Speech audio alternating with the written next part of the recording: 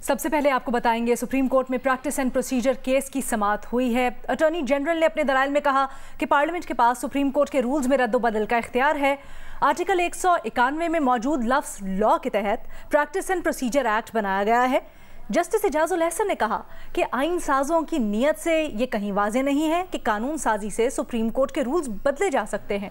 Justice Munib ने attorney general से इस्तफसार किया कि क्या सुप्रीम कोर्ट रूल्स 1980 लॉ है। अटॉर्नी जनरल ने जवाब दिया कि 1980 के सुप्रीम कोर्ट रूल्स लॉ में नहीं आते, जिस पर चीफ जस्टिस ने कहा कि अटॉर्नी जनरल ने जिस बुनियाद पर बहस शुरू की थी उसी पर दलाइल देते तो ये मुश्किल ना होती। जस्टिस याहिया अफरीदी ने कहा कि पार्लियामेंट के इख्तियार का इस्तेमाल का भी कोई तरीका होना चाहिए था। सुप्रीम कोर्ट एक एस्टैब्लिशमेंट और एक टाइटैनिक है, एकदम कैसे इधर उधर मोड़ा जा सकता है।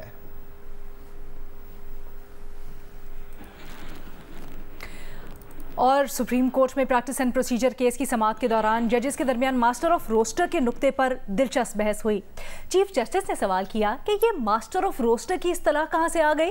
जस्टिस मंसूर ने कहा, लगता है ये लफ्ज स्कूल मास्टर से आया है। चीफ जस्टिस ने कहा कि हम नौबातियाती मास्टर्स को क्यों मानते हैं? क्या इस्लाम में मास्टर ऑफ रोस्टर का कोई तसव्वुर है? मास्टर सिर्फ अल्लाह की ज़ात है। इस पर जस्टिस मुनीब अख्तर ने कहा कि वो मास्टर ऑफ रोस्टर की इस्तिलाह इस्तेमाल करते रहेंगे, आप जज्बाती ना हो। चीफ जस्टिस ने कहा कि पार्लियामेंट अच्छे कानून बनाए तो सराहना चाहिए। पार्लियामान ने सुप्रीम कोर्ट ऑफ पाकिस्तान की इज्जत रखी है। पार्लियामान सुप्रीम कोर्ट की दुश्मन नहीं है। दोनों इदारों को ना लड़ाएं, जिए और जीने दें। पार्लियामान के आईनी इख्तियार के इस्तेमाल पर मीन मेख निकाल रहे हैं तो सुप्रीम कोर्ट के इख्तियार के इस्तेमाल करने पर क्या कहेंगे। सुप्रीम कोर्ट ने कई बार अपने इख्तियार से तजावुज़ किया, बहुत हो गया मुल्क से खिलवाड़। चीफ जस्टिस ने कहा कि सुप्रीम कोर्ट ने आइन में कौन सी दर्ज इख्तियारात पर अमल किया है। सुप्रीम कोर्ट ने कैसे फैसला किया कि एक जज को मखसूस केसेस सुनने से रोका जाए। जस्टिस मुनीब अख्तर ने कहा कि अदालत का कौन सा फैसला दुरुस्त था, कौन सा नहीं, इस पर लोग बात करते रहेंगे। आपसे लेक्चर सुनने नहीं बैठे कि कौन सा फैसला दुरुस्त था, कौन सा नहीं। माजी के फैसलों का मतलब ये नहीं कि पार्लियामान को मुदाखलत का इख्तियार मिल गया है। और ताज़ा तरीन मालूमात ये मौसूल हो रही हैं कि इसराइली लड़ाका तैयारों ने गजा में इस्लामिक यूनिवर्सिटी पर बमबारी की है। यूनिवर्सिटी एहलकार का बताना है कि इसराइली बमबारी से यूनिवर्सिटी की कुछ इमारतें मुकम्मल तबाह हो गई हैं। ये ताज़ा तरीन इंफॉर्मेशन और ये फुटेज भी आपको दिखा रहे हैं। आपको बताएं कि इसराइली लड़ाका तैयारों ने गजा में इस्लामिक यूनिवर्सिटी पर बमबारी की है। यूनिवर्सिटी एहलकार का बताना है कि इसराइली बमबारी से यूनिवर्सिटी की कुछ इमारतें मुकम्मल तबाह हो गई हैं। ये ताज़ा तरीन मालूमात जियो न्यूज़ के नाज़रीन से हम शेयर कर रहे हैं। यूनिवर्सिटी एहलकार का जो ताज़ा बयान सामने आया है, बताया गया है कि इसराइली बमबारी से यूनिवर्सिटी की कुछ इमारतें मुकम्मल तबाह हो गई हैं।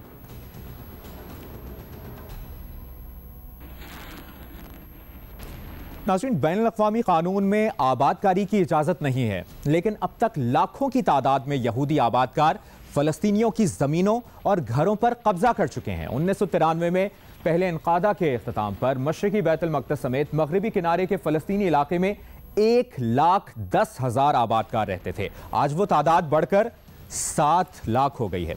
आइए इस कब्जे की तारीख और फ़लस्तीन इसराइल तनाज़े के पस मंज़र पर एक नज़र डालते हैं।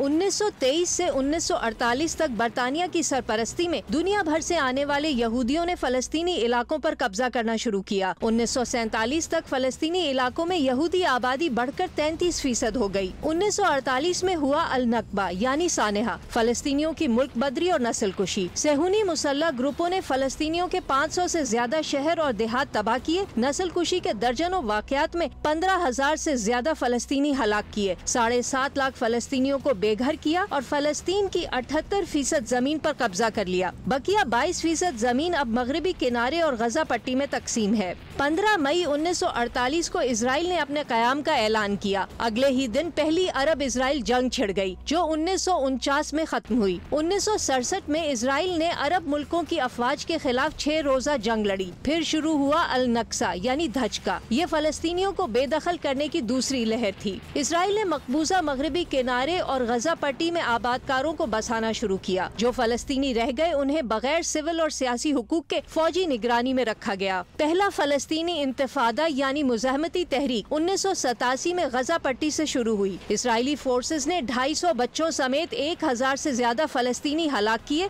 और 2.25 लाख फलस्तीनियों को गिरफ्तार किया। उसी के नतीजे में हमास तहरीक बनी जो इख्वानुल मुस्लिमून की एक शाख थी। पहला इंतफादा 1993 में ओस्लो मुआहदे और फलस्तीनी अथॉरिटी की तश्कील के साथ खत्म हुआ। दूसरा इंतफादा सन 2000 में उस वक्त शुरू हुआ जब Israeli opposition leader Ariel Sharon ने मस्जिद अक्सा के अहाते का इश्तियाल अंगेज दौरा किया। बड़े पैमाने पर मुसल्ला बगावत शुरू हुई तो इसराइल ने फलस्तीनी अथॉरिटी के जेर इंतजाम इलाकों पर दोबारा कब्जा कर लिया। सन 2004 में PLO के रहनुमा यासिर अराफात के इंतकाल के 1 साल बाद जाकर दूसरा इंतफादा खत्म हुआ। 2005 में फलस्तीनियों ने पहली बार आम इंतखाबात में वोट डाले। हमास ने अक्सरियत हासिल की। 2007 में इसराइल ने हमास पर दहशतगर्दी का इल्जाम लगाते हुए गजा पट्टी की जमीनी, फजाई और बहरी नाकाबंदी कर दी। इसराइल अब तक गजा पट्टी पर 2008, 2012, 2014 और 2021 में 4 तवील फौजी हमले कर चुका है, जिनमें हजारों फलस्तीनी मारे गए हैं। 2008 के हमले में तो इसराइल ने फास्फोरस गैस जैसे ममनुआ हथियारों का इस्तेमाल भी किया था।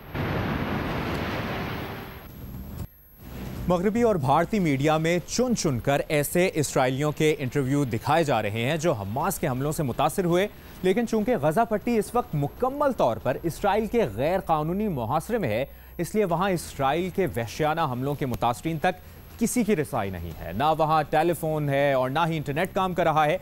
ऐसे में यहूदियों का एक ग्रुप है जो सहयूनियत मुखालिफ है।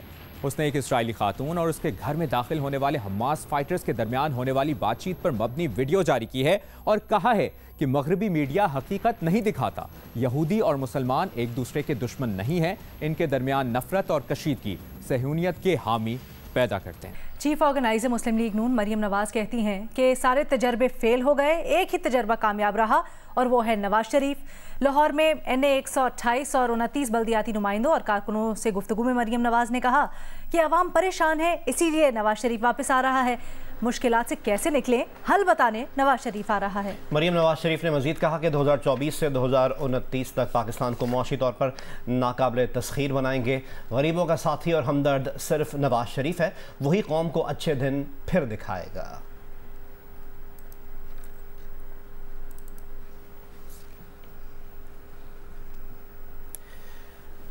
शिकारपुर के करीब कच्चे के डाकुओं ने पुलिस चौकी पर हमला करके 5 एहलकारों को अगवा कर लिया। शिकारपुर पुलिस के मुताबिक अगवा पुलिस एहलकारों में SHO कोट शाहू महबूब बरोही और हेड मुहर्रर भी शामिल हैं। खानपुर की कोट शाहू चौकी से अगवा पुलिस एहलकारों को डाकू कच्चे में ले गए हैं। निगरान वज़ीर आला सिंध मकबूल बाकिर ने शिकारपुर पुलिस के एहलकारों के अगवा पर शदीद बरहमी का इजहार करते हुए कहा है कि अगर डाकू पुलिस एहलकारों को अगवा कर लें तो आवाम की हिफाजत का अल्लाह ही हाफिज है। मजीद कहा कि क्या जंगल का कानून चल रहा है या सिंध पुलिस सोई हुई है।